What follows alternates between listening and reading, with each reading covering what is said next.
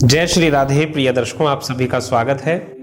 आज हम बात करेंगे वर्ष 2025 में होने वाले चंद्र ग्रहण, जो कि होगा 7 सितंबर 2025 को। इसका सीधे सीधे जनमानस पर किस तरह का प्रभाव पड़ने वाला है, भारत की अर्थव्यवस्था पर कैसा प्रभाव पड़ेगा, राजनीतिक व्यवस्था पर कैसा प्रभाव पड़ेगा, तो इस वीडियो में हम विशेष स्तर से इन सभी चीजों पर चर्चा करेंगे। जो सभी 12 राशियां हैं, उन सभी 12 राशियों में से कौन सी ऐसी राशि है जिनको इससे लाभ होगा और कौन सी ऐसी राशियां हैं जिनके लिए उनको सावधानी बरतनी होगी। तो इस वीडियो में अंत तक बने रहिएगा और इस वीडियो में हम बिल्कुल इसका सूतक काल कब रहेगा, इसका समय कब से कब तक है, क्या सावधानियां बरतनी चाहिए, ग्रहण काल में, सूतक काल में क्या करना चाहिए, क्या नहीं करना चाहिए, इस सूतक काल समाप्त होने के बाद जो ग्रहण काल का जो पीरियड रहेगा, जो समय रहेगा, उस दौरान क्या कर सकते हैं, क्या ऐसी कोई विशेष चीज कर सकते हैं या कोई विशेष उपाय कर सकते हैं जिससे हमें विशेष स्तर के लाभ हो सके। तो इस वीडियो में इन सभी बातों पर चर्चा होगी, इन सभी चीजों पर जानकारी दी जाएगी। तो चलिए बिना देरी किए आरंभ करते हैं। सबसे पहले जान लेते हैं कि चंद्र ग्रहण का जो समय है ये कब से कब तक रहेगा। ये आरंभ हो जाएगा 7 सितंबर 2025 की रात्रि में लगभग 9:58 पर ये शुरू हो जाएगा और 8 तारीख की सुबह यानी उसी रात को 1:26 तक ये बना रहेगा। इसका जो पूर्ण काल है, अर्थात क्योंकि पूर्ण चंद्र ग्रहण है तो पूर्ण काल लगभग 11 बजे के आसपास इसका पूर्ण काल कहा गया है, यानी जब आपको पूर्ण रूप से चंद्र ग्रहण का प्रभाव देखने को मिलेगा। ऐसा कहा गया है पौराणिक मान्यताओं के आधार पर कि चंद्र ग्रहण हमारे जीवन को या सूर्य ग्रहण हमारे जीवन को सीधे सीधे प्रभावित करता है। इसका जो स्त्रियां जो गर्भ धारण कर चुकी हैं उनके लिए, कोई बीमार व्यक्ति है उनके लिए, तो किस तरह की सावधानियां हमें इसमें बरतनी है, इस पर भी हम चर्चा करेंगे। तो सबसे पहले आपने नोट कर लिया कि इसका टाइम क्या रहेगा। सूतक काल की अब हम बात करेंगे। सूतक काल कब लगता है? ग्रहण काल आरंभ होने से 9 घंटे पहले ही सूतक लग जाता है, जो कि है 7 सितंबर 2025 को 12:57 से। नोट कर लीजिएगा, बहुत इंपॉर्टेंट समय है। 12:57 पर सूतक काल आरंभ हो जाएगा। तो उस दिन, जिस दिन चंद्र ग्रहण है उसी दिन पर पितृपक्ष भी आरंभ हो रहे हैं। उस दिन पूर्णिमा का जो श्राद्ध है, वो जो भी उस दिन कर्म करने हैं पितरों से संबंधित, वो 12:57 से पहले पहले कर लेने हैं, क्योंकि सूतक काल में आप जानते हैं कि किसी भी प्रकार का जो धार्मिक कर्म होता है, कार्यक्रम होता है, वो नहीं किए जाते हैं। उस दिन हमें विशेष रूप से जप का तो जरूर कहा गया है, लेकिन मंदिर के कपाट बंद कर दिए जाते हैं, है ना। मंदिर का दर्शन निषेध हो जाता है, मूर्ति स्पर्श निषेध हो जाता है। कोई भोजन पहले से पकाया हुआ है तो उसमें तुलसी दल डाल करके, तुलसी के पत्ते डाल करके हमें रख देना चाहिए। तो ये सभी सावधानियां उस दिन बरतनी है। जो विशेष रूप से जो स्त्रियां जो गर्भ धारण कर चुकी हैं उनके लिए क्या विशेष सावधानियां उस दिन बरतनी है। कोई भी काटने छाटने वाली कोई चीज अगर करनी हो, उस कार्य को नहीं करना है। कैंची का प्रयोग नहीं करना है उन स्त्रियों को। बाहर घर से नहीं निकलना है, और कर सकते हैं तो उस समय सबसे बड़ी बात यह रहेगी कि कोई भी एक ऐसा बीज मंत्र जो आपके इष्ट देव का हो, जो आपका जिनको आप नित्य रूप से भजते हैं, जिनका पूजन नित्य रूप से करते हैं, चाहे वो भगवान श्री कृष्ण हो, चाहे शिव भगवान हो, तो ओम नमः शिवाय का पंचाक्षरी मंत्र आप उस दिन कर सकते हैं। महामृत्युंजय मंत्र, जो लोग बीमार हैं, लंबी बीमारी से जूझ रहे हैं, महामृत्युंजय मंत्र का वो प्रयोग अपने लिए करें। उस दिन जप का विशेष महत्व होता है। जिस मंत्र को उस दिन जपा जाता है अंतःकरण से, वह मंत्र उसके लिए सिद्ध हो जाता है। कहा जाता है कि ग्रहण काल में किए गए मंत्र जाप, सूतक काल में किए गए मंत्र जाप, जिस मंत्र का हम जाप करते हैं वो हमारे लिए सिद्ध हो जाता है, वो जीवन भर आपके लिए कार्य करता है। तो ये बात विशेष रूप से ध्यान रखिएगा उस दिन जप करने का, दान करने का। अब जैसे चंद्र ग्रहण की बात होती है तो चंद्र ग्रहण में दान करने वाली वस्तुएं कौन कौन सी हैं, इस पर हम आज आपकी इस वीडियो में हम चर्चा करेंगे। तो आपने पहले नोट कर लिया सूतक काल का समय, आपने साथ ही साथ ग्रहण काल का समय नोट कर लिया, और ये कहाँ कहाँ देखा जाने वाला है, अर्थात इस चंद्र ग्रहण का जो प्रभाव है वो कहाँ करेगा। पूरे भारतवर्ष पर, पूरे भारत में इसका प्रभाव देखने को मिलेगा, पूरे एशिया में इसका प्रभाव देखने को मिलेगा, यूरोप में इसका प्रभाव देखने को मिलेगा, ऑस्ट्रेलिया में इसका प्रभाव देखने को मिलेगा। तो ये पूर्ण चंद्र ग्रहण है, इसलिए बहुत विशेषता आपको ध्यान रखना है, और ये इसका बड़ा महत्व होने जा रहा है, क्योंकि पूर्ण चंद्र ग्रहण आप समझ सकते हैं कि बहुत ही विशेष स्तर से हमें प्रभावित करते हैं।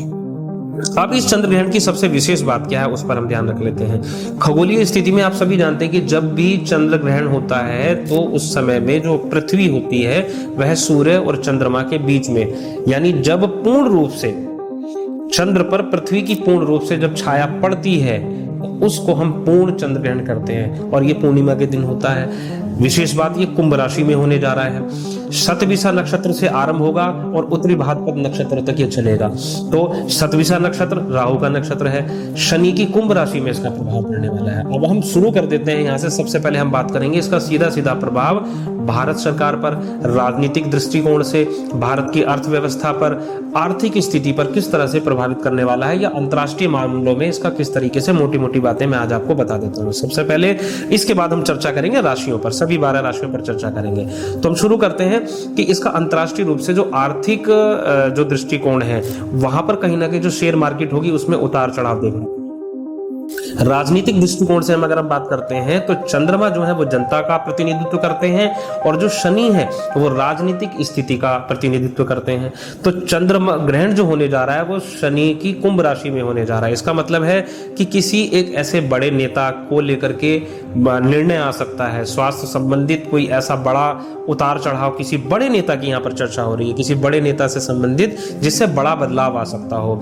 तो बड़ा बदलाव किसी नेता को लेकर के कोई निर्णय हो सकता है, या मैंने जो यहाँ पर अभी जो मेरी रिसर्च कहती है वो ये कहती है कि कोई युवाओं के द्वारा कोई आंदोलन भी यहाँ पर देखने को हमें मिल सकता है। जो सरकार है, सरकार को, जो भारतवर्ष की जो सरकार है वर्तमान में, उनको विरोध का सामना करना पड़ सकता है। इस चंद्र ग्रहण के प्रभाव से युवाओं के द्वारा कोई आंदोलन हो सकता है, या युवाओं के द्वारा उनको विरोधाभास, जनता की तरफ से उनका विरोध किया जा सकता है। तो इन सब चीजों पर आप देखेंगे कि किस तरीके का परिवर्तन आएगा। रुपया जो है उसमें गिरावट डॉलर के मुकाबले देखने को यहाँ पर मिल सकती है। अगर कोई सेक्टर सबसे ज्यादा यहाँ पर आपको चढ़ते हुए दिखाई देगा वो है इंफॉर्मेशन टेक्नोलॉजी, यानी जो नेटवर्किंग होती है वो कहीं ना कहीं इस समय में उसमें अच्छा देखने को मिलेगा। इंफॉर्मेशन टेक्नोलॉजी में चढ़ाव देखने को यहाँ पर मिलेगा, और ये सब चीजें जो है। अब हम इसके बाद हम चर्चा करेंगे। ये तो कुछ बात होगी देश विदेश और अर्थव्यवस्था से जुड़ी हुई। हाँ, एक और बात मैं यहाँ पर ध्यान केंद्रित करके बता दूं, अंतर्राष्ट्रीय स्तर पर भारत की जो छवि है उसको भी कहीं ना कहीं नुकसान पहुंच सकता है। इस चंद्र ग्रहण का प्रभाव भारत की जो कुंडली है, जो वृषभ लग्न की जो भारत की कुंडली है, उसके अकॉर्डिंगली 10th हाउस में यानी 10वें भाव में ये ग्रहण लगने वाला है। तो अंतर्राष्ट्रीय जो छवि है भारत की, वहां पर कहीं ना कहीं देखने को दिक्कतें आ सकती हैं। किसानों के लिए भी यहाँ पर हो सकता है कि आंधी तूफान और बाढ़ जैसी परिस्थिति का सामना करना पड़ सकता है चंद्र ग्रहण के प्रभाव से। और किसानों को भी यहाँ पर मैं कहूंगा कि कुछ उनसे संबंधित जो खाद्य पदार्थ जो हैं वो महंगे हो सकते हैं इस समय में। तो चंद्र ग्रहण के प्रभाव से कुछ इस तरीके की चीजें जो हैं वो हमारे ज्ञान में आई हैं, अध्ययन में आई हैं, जिसका प्रभाव मैंने अभी आप लोगों के सामने रखा है। अब हम चर्चा करेंगे सभी उन 12 राशियों पर। सबसे पहले हम राशि शुरू वहां से करेंगे जिस राशि पर ग्रहण लग रहा है। तो उन राशि वालों को तो विशेष कर से चंद्र ग्रहण का दर्शन नहीं करना।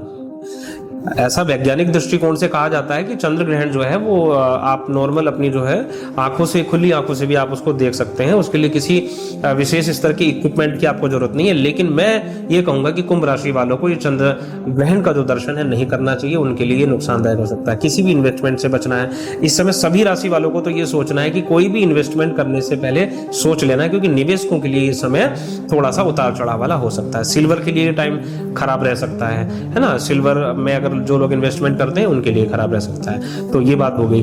तो अब इसमें विशेष स्तर से मैंने किसको सावधान किया है, सबसे पहले जिस राशि पर ग्रहण लग रहा है उनको सबसे ज्यादा सावधान रहना। बार बार कह रहा हूं कि कुंभ राशि वालों को बाहर नहीं निकलना। जो जितनी सावधानी बरत सकते हैं उतना सावधानी बरतें। निवेश करने से बचें, दर्शन करने से बचें, चंद्र ग्रहण का दर्शन करने से बचें, क्योंकि सीधा प्रभाव आप पर उसका पड़ सकता है।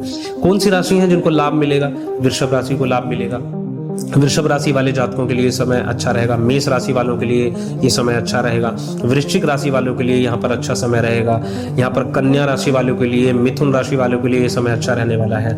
ये सभी राशियां लाभान्वित होंगी चंद्र ग्रहण से। सावधानी के लिए शनि की दोनों राशियां, जैसे कुंभ राशि भी और मकर राशि भी, क्योंकि कहते हैं कि शनि जो है या वो भाव ज्यादा प्रभावित होता है जिस राशि पर ग्रहण लग रहा हो उसकी एक राशि आगे और एक राशि पीछे, यानी धनु राशि हो गई, मकर राशि हो गई और कुंभ राशि हो गई। तो यहाँ पर भी आपको जो है थोड़ा सा सावधान इन राशि वालों को भी रहना होगा। यहाँ पर कुछ अब हम बात कर लेंगे उपायों की। सबसे पहली चीज, उपायों में सबसे पहले ये आ जाता है कि सूतक काल और ग्रहण काल में जप का ध्यान विशेष रूप से अपने इष्ट देव का मंत्र जाप आपको अवश्य करना है। और अगर कोई मंत्र आपको ऐसा नहीं आपको याद है तो पंचाक्षरी ओम नमः शिवाय का मंत्र आप जो है वो जाप कर सकते हैं, बहुत लाभान्वित करेगा। चंद्र से संबंधित, क्योंकि चंद्र ग्रहण की बात हो रही है, तो चंद्र ग्रहण में चावल का दान, सफेद वस्तुओं का दान करना बहुत लाभप्रद बताया गया है। इस दिन पंचाक्षरी मंत्र का जाप भी बहुत लाभान्वित करता है। और इसमें विशेष स्तर से जो है, जो मैं आपको अपनी तरफ से सजेस्ट करूंगा, वो ये सजेस्ट करूंगा कि इस दिन श्वेत रंग की कोई मिठाई जो है वो आप दान करेंगे तो बहुत आपके लाभान्वित होगी, बहुत ज़्यादा आपको इससे लाभ मिलने वाला है। तो मेरी तरफ से तो आप सभी लोगों को बहुत बहुत शुभकामनाएं हैं। इस वीडियो में दी गई जानकारी आपको कैसी लगी मुझे कमेंट सेक्शन में जरूर बताइएगा। फिर मिलेंगे आप सभी लोगों से एक नई जानकारी के साथ। नमस्कार, जय श्री राधे।